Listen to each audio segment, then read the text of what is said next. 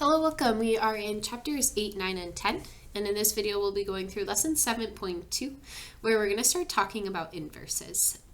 Now, you've probably heard of inverses, and we've used inverses before. Generally, when we think of an inverse, we think of the opposite. So for example, the inverse of addition would be subtraction, or the inverse of multiplication would be division. Another way to think about this is it undoes something. So addition undoes subtraction, or division undoes multiplication. Now with inverses, essentially what we're trying to do is undo or cancel out that thing. An additive inverse is going to make that thing go to 0. So for example, if I have 3, we'd want to think about what would we have to add to 3 in order to get it to equal 0. And that would be -3. So -3 would be the additive inverse. Or you could think of it as just the opposite sign. For a multiplicative inverse, that would be what would we multiply by, and what would we multiply by to get it to equal 1, actually, not 0. Because if it was 0, it would just be 0. We would just multiply everything by 0. This is actually going to be a fraction, 1 over 5, because those 5s would cancel and we would just be left with 1. So there are different types of inverses, but I would just say mostly just understand that inverse just means opposite, or it's undoing something. When we're talking about an inverse relation, which is what we're going to take a look at more so in algebra, this is going to be the opposite relation.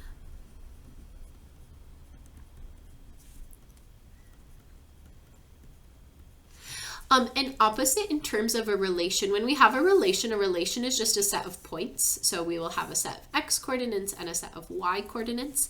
If we take the opposite, essentially what we're going to do is we are just going to switch the x and the y values.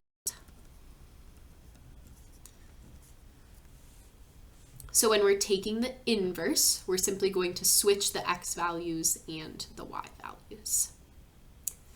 And then we're also going to take a look at what this looks like on a graph. On a graph, this is going to be a reflection over the line y equals x. The line y equals x is this diagonal line that kind of cuts through, perfectly through kind of the middle of our graph here, or the middle of our axes. And it's going to be a reflection, which reflection is a flip. So it's going to be a flip over this diagonal line. So we're going to go ahead and just take a look at a reflection. So we have this reflection. So I'm going to go ahead and, this relation. I'm going to go ahead and graph this relation and then connect the points. So I'll go ahead and plot these points. So I'm going to plot the point 0, 2.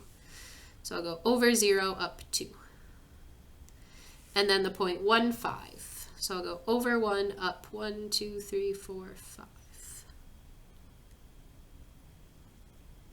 And then 5, 6. 1, 2, 3, 4, 5. 1, 2, 3, 4, 5, 6. And 8, 9.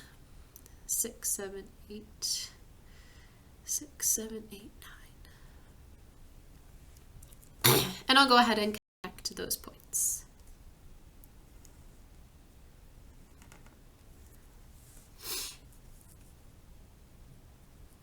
Now, when we're talking about domain, if you remember, domain in general is our x values and range in general is our y values. So I'm just going to list my x values for the domain. So 0, 1, 5, and 8, and I'm just going to list my x values for the range. So 2, 5, 6, and 9.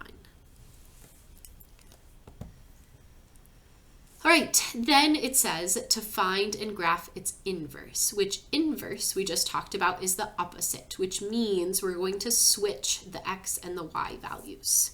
So for the inverse, if this is the inverse, we're going to take the x values, and those are going to become the y values. So my y values will become 0, 1, 5, and 8. And again, the y values will switch and become the x values. So 2, 5, 6, and 9. So we're switching x and y between the original and the inverse. We'll go ahead and graph this and see what we notice on our graph.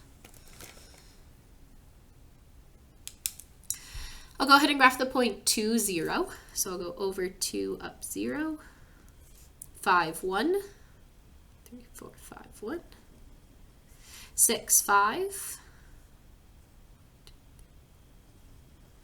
and 9, 8. And I'll connect those points. And what we notice is this is a reflection. A reflection is a flip or a mirror image, right? These look like mirror images of each other flipped over that diagonal line, which is exactly what should happen when we graph the inverse. Again, our domain is the x values. So the domain is 2, 5, 6, and 9. And then the range is the y values, so 0, 1, 5, and 8. And what we'll notice about the domain and the range of the inverse, if you notice the domain and the range of the inverse, these are just flipped from my original, because again, the x values and the y values are switching. So the domain of the inverse is equal to the range of the original and vice versa. So the domain of an inverse is the same as the range of the original function.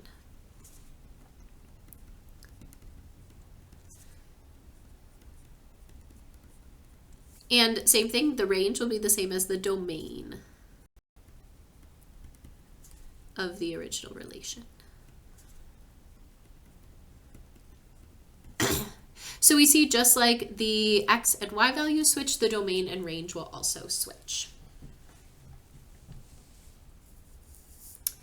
All right, the last thing we're going to do is we're going to talk about some inverse notation, and then we're going to talk about finding the inverse of a function. We just looked at a relation, which is just a set of points, but then we're going to go ahead and take a look at some equations as well. Inverse notation looks like this. So we'll have f negative 1 of x. And we'll say this is the inverse of f of x. So this is our function notation. We normally read function notation as f of x. So for the inverse, we just put that little negative 1. Now, we don't read this as f negative 1 of x. This would just mean inverse. So when you see this notation, we should just say the inverse of f. Or the inverse of f of x. We don't say like f negative 1. It's not a power, it's not an exponent, it's just the notation that we use. All right, when we're finding the inverse of a function like f of x, there's going to be 4 steps. The first and the fourth step are really just a notation thing. So step 1 and step 4, those are both just kind of notation steps. And it's really step 2 and 3 that are the main steps that we're going to focus on. So step 1, I'm going to start with a function f of x, and we're going to change f of x to y. So f of x changes to y. That's going to be my first step. So that's just a notation. I'm just going to switch my function notation. Instead of writing f of x, I'm going to write that as y. Then step 2, I'm going to summarize this with the word switch. So we're going to switch the x and the y values in our equation. Again, we know that that's what an inverse is. An inverse is to switch x and y. And then our third step, I'm going to summarize with the word solve. So we're going to solve our equation for y. So we're going to use inverse operations to help us get y by itself.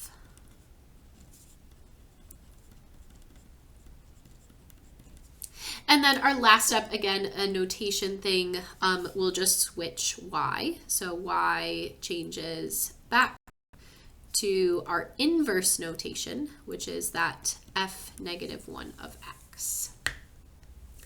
So 1 and 4 are really just notation things that don't really involve work, but then 2 and 3 are kind of the big steps we'll take. So we're going to go through just a couple examples of these together.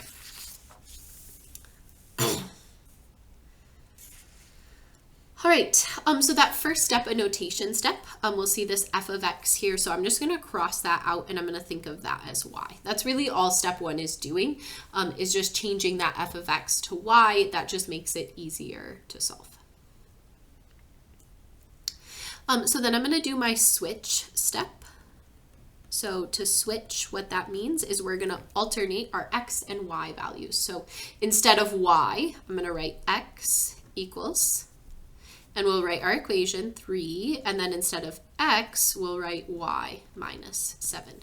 So essentially what we're doing is we're switching the x and the y in our equation. So I'm writing x equals 3y minus 7.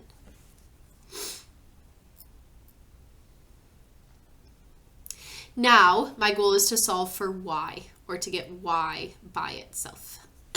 We want to undo the things that we see. So to get y by itself, I'm going to have to move some things around. Now, typically when we have parentheses, we like to distribute what's in parentheses. So I'll go ahead and write that as 3y minus 21. Now, to solve for y, I want to get y by itself. So I need to move the 3 and I need to move the 21. We'll start with undoing, adding, and subtracting before we undo multiplying and dividing. So I'll go ahead and add 21 to the other side. Now, I can't combine x and 21, so I'm going to leave that as x plus 21, and we'll be left with 3y. Again, my goal is to get y by itself, so I'll go ahead and divide by 3, and I'm just going to divide that whole side by 3. Now, I can't really do anything to simplify that, and that's okay. Our answer is a function still. If we started with a function, we're going to end with a function, and that function is x plus 21 over 3. But that last step, instead of writing y equals, that last step, step 4, was a notation step. So again, I'm just going to write my inverse notation there. So that's writing the inverse, which indicates this function is the opposite. One of the things you'll notice is inverses are opposite. So we should see opposite operations in our equations. Here I see multiplication and subtraction. If I see multiplication and subtraction, that means I should see division and addition in my inverse. We see the opposites. Multiplying becomes divide, subtracting becomes adding. Let's try another one. Again, step 1, that first step is just a notation. So I'm just going to change that to y. And then we're going to switch. So I'll switch the x and the y's. So I'll write x equals, and then 4y plus 3 over 5. So again, the x and the y are just switching places. And then we're going to solve. So we want y by itself.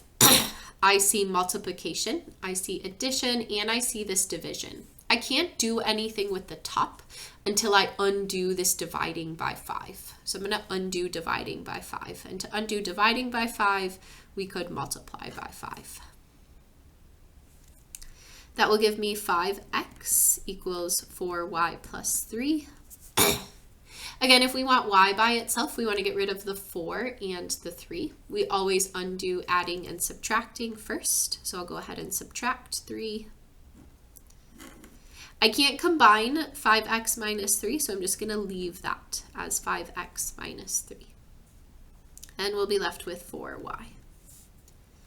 To get rid of that 4, we'll divide by 4. So I'll go ahead and divide this whole side by 4. And again, I can't simplify anything over there, which is okay. Our answer is just that equation, 5x minus 3 over 4. And again, that last step, instead of writing y, I'll go ahead and write my inverse notation.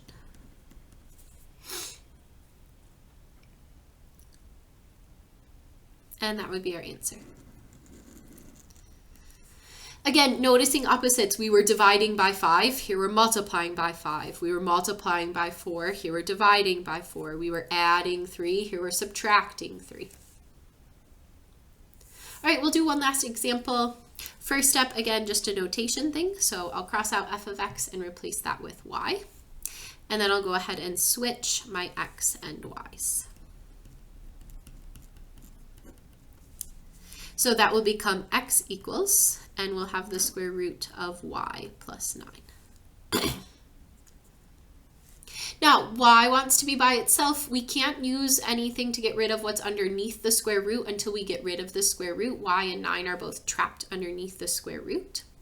We've learned that the inverse of a square root is a squared. So if I square both sides, that will cancel out the square root. That will leave me with x squared equals y plus 9. And again, we want y by itself. So to undo adding 9, I'll subtract 9 from both sides. I can't combine anything there, so I'll leave that as x squared minus 9, and y is by itself. Again, last step is I'll just write that inverse notation, and then we'll put our equation, which is x squared minus 9. Again, notice opposites. We were adding 9, here we're subtracting 9, we were doing a square root, and here we're squaring. So that's just a way that you can check and just make sure you're on the right track.